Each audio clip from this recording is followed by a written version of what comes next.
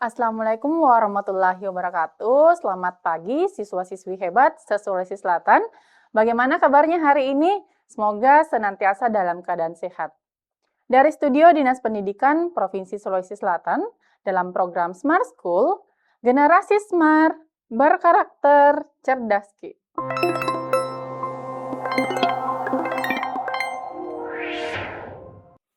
Baik adik-adik, kembali lagi bersama saya dengan Kak Nisma yang akan membahas materi persiapan TKA, khususnya Bahasa Indonesia tingkat lanjut. Jadi, pembahasan kita pada pertemuan kali ini yaitu membahas mengenai makna kata ya. Kita langsung saja ke materinya. Jadi, makna kata ini terbagi atas beberapa. Yang pertama, ada makna leksikal, kemudian yang kedua makna gramatikal, kemudian makna denotasi, dan yang terakhir makna konotasi. Ya, selengkapnya kita akan bahas. Yang pertama, makna leksikal. Sesuai atau berdasarkan Kamus Besar Bahasa Indonesia. Ya, ini yang dinamakan makna leksikal. Jadi nanti ada beberapa pembahasan terkait soalnya. Kemudian yang kedua, makna gramatikal ini terbagi atas beberapa. Ada pengimbuhan,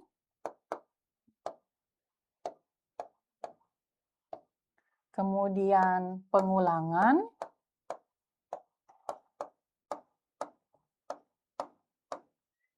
dan penggabungan kata.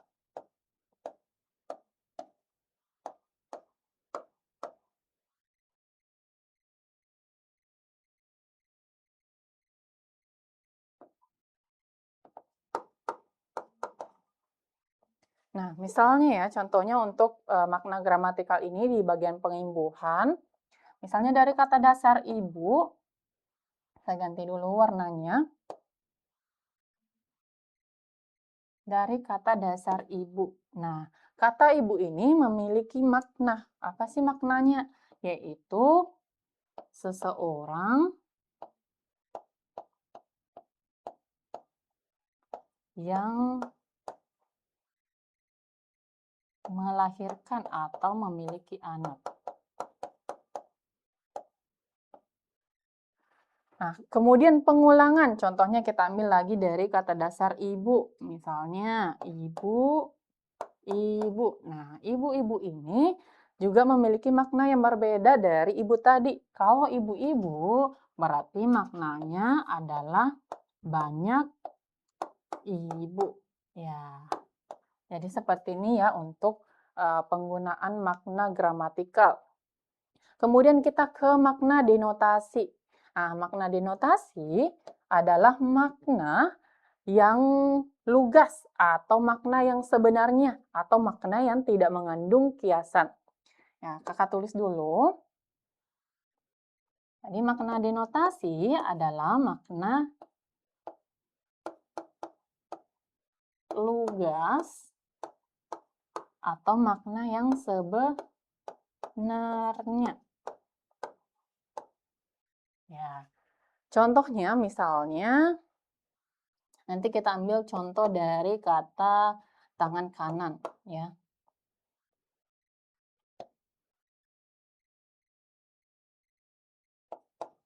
Tangan kanan. Oke.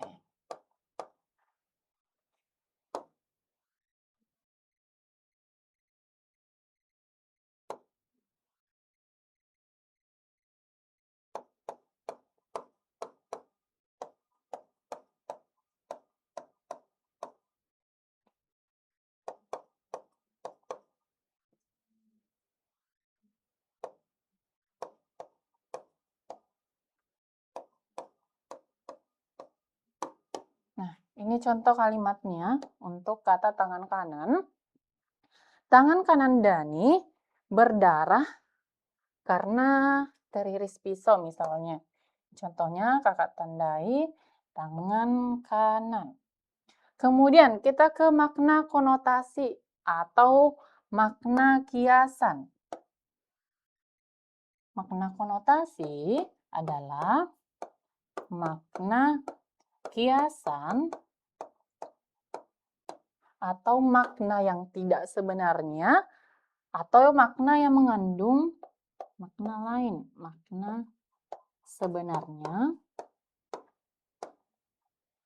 makna tidak sebenarnya.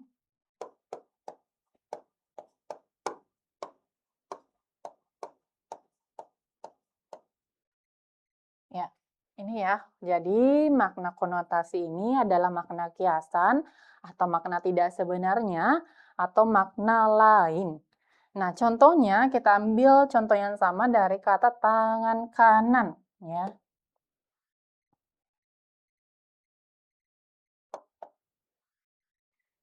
Dani adalah tangan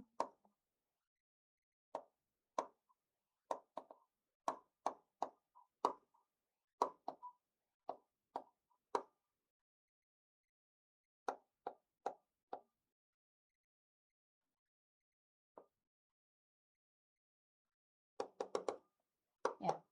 Misalnya contohnya dari Dani adalah tangan kanan pimpinannya. Jadi ada dua kata tangan kanan di sini.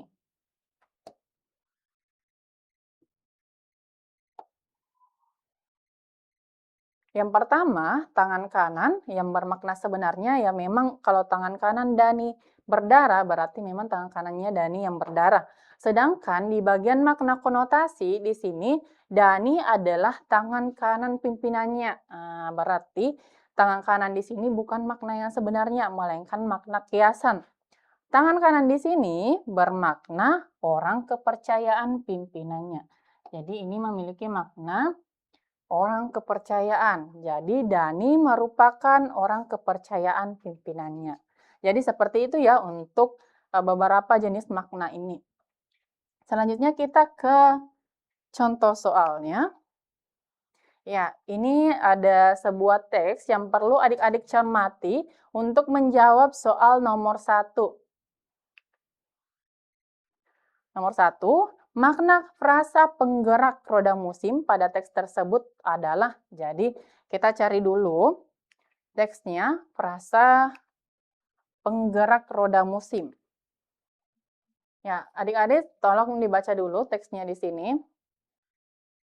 Ya, di bagian kalimat terakhir, nah, di sini dikatakan bahwa oleh karena perannya yang sangat penting, angin muson sering disebut sebagai penggerak roda musim di Indonesia karena memengaruhi datangnya musim hujan dan musim kemarau. Ya, jadi kata penggerak roda musim di sini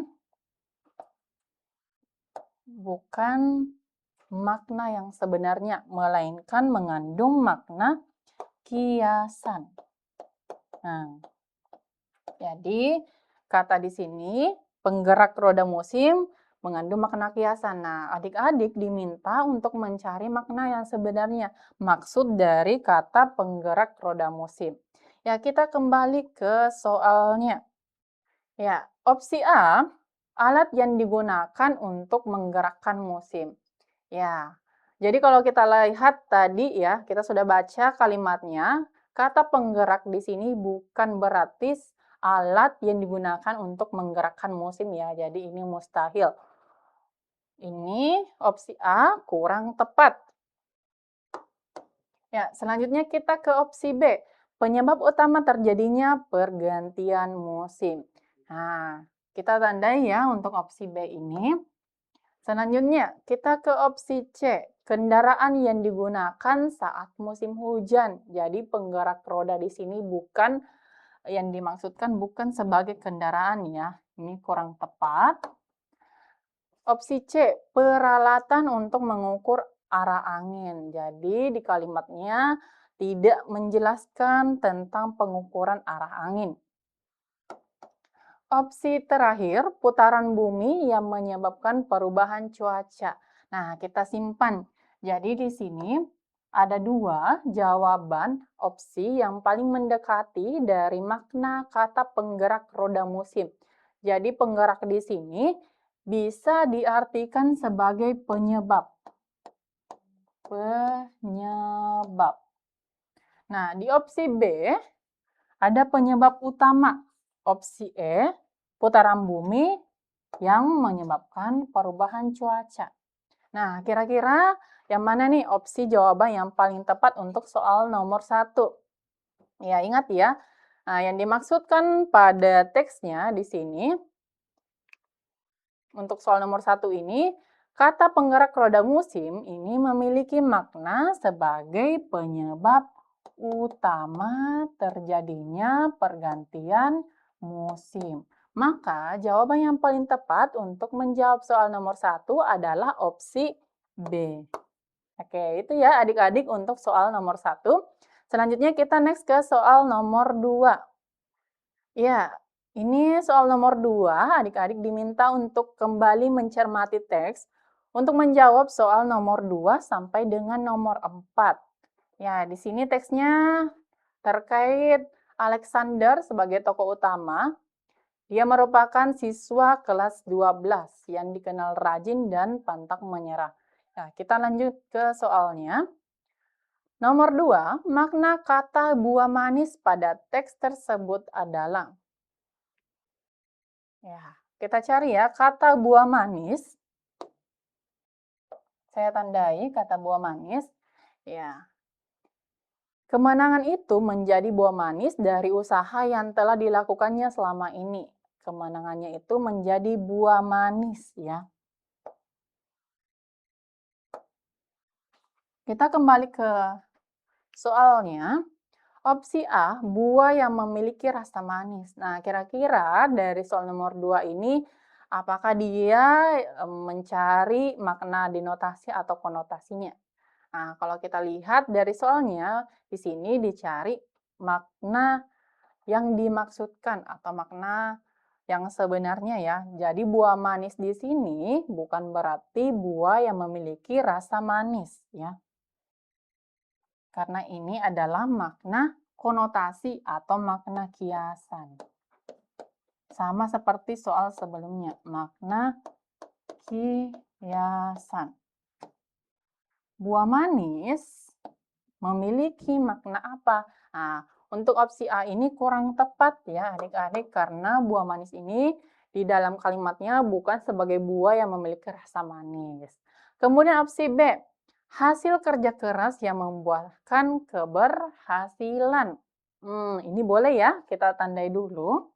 Barangkali ada jawaban yang lebih tepat atau memang ini jawabannya. Kita ke opsi C, makanan yang disukai Alexander. Oke, dari kalimatnya tadi, dia bukannya membahas buah ya atau makanan, melainkan ini sebuah kiasan. Maka opsi C kurang tepat.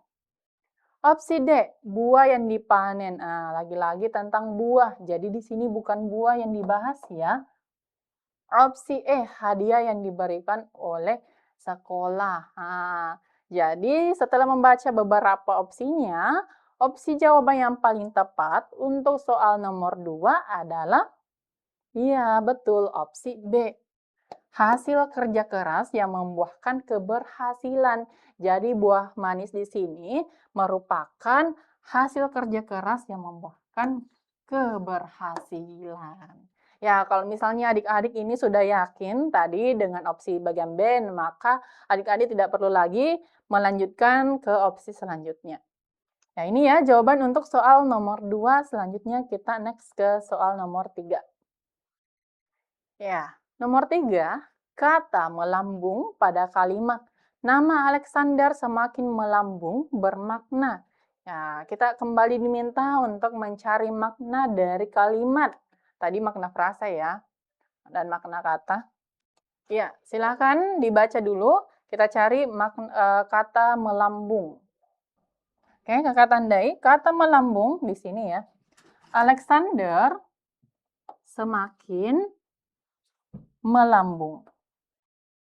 Oke, kemenangan itu menjadi buah manis dari usaha yang telah dilakukannya selama ini. Ya, tadi yang dibahas perjuangannya kemudian menghasilkan sebuah keberhasilan. Sejak saat itu, nama Alexander semakin melambung dan banyak siswa yang menjadikannya sebagai teladan. Ya, kira-kira apa sih makna kata melambung di sini? Kita kembali ke soalnya. Opsi A, terbang tinggi ke udara. Nah, lagi-lagi kita diminta untuk mencari makna dari kiasan, ya. Berarti kata melambung ini merupakan makna kiasan, sama di soal sebelumnya. Jadi kita cari makna yang sebenarnya. Melambung di sini apa sih artinya? Terbang tinggi ke udara. Nah, melambung di dalam kalimat di sini bukan berarti terbang tinggi ke udara. Opsi A kurang tepat. Kita ke opsi B. Bergerak naik karena tertiup angin. Nah, di sini tidak membahas tentang pergerakan angin ya. Kemudian opsi C, menjadi terkenal dan dikenal banyak orang. Nah, kalau misalnya adik sudah yakin ya jawabannya misalnya sudah opsi C, maka tidak perlu lagi melanjutkan ke opsi selanjutnya. Nah, kita tandai dulu untuk opsi C-nya di sini menjadi terkenal. Nah, ini bisa jadi kata melambung ini bisa jadi nama Alexandernya menjadi terkenal. Kemudian opsi D, berjalan dengan cepat. Nah, ini kurang tepat ya. Tidak ada dijelaskan tentang perjalanan. Opsi terakhir, berpindah ke tempat yang lebih tinggi. Nah, ini juga masih tentang pergerakan ya. Nah, maka jawaban yang paling tepat dari makna kata melambung pada kalimat nama Alexander ini semakin melambung. Artinya namanya semakin terkenal dan dikenal banyak orang. Maka jawaban yang paling tepat untuk soal nomor 3 adalah opsi C. Ya, itu ya untuk soal nomor 3. Selanjutnya kita ke soal yang terakhir, yaitu soal nomor 4. Ya, nomor 4, makna kata rendah hati pada teks tersebut adalah. Nah, kalau misalnya adik-adik sudah mengetahui makna kata rendah hati tanpa perlu membaca teksnya, boleh langsung ditandai opsinya. Ya, kita ke opsi A dulu. Memiliki tubuh yang pendek. Jadi rendah hati ini bukan bermakna memiliki tubuh yang pendek ya. Ini sudah jelas kurang tepat. Opsi B, bersikap sopan dan tidak sombong. Ya, rendah hati ini memiliki makna orang yang memiliki sikap sopan dan tidak sombong ya. Opsi B jawabannya. Ini ya untuk nomor 4. Jadi kalau misalnya kata-kata yang masuk pada soal sudah sering adik-adik dengar ya, boleh langsung dijawab di opsinya saja. Ya, demikian pembahasan kita pada pertemuan kali ini mengenai makna kata.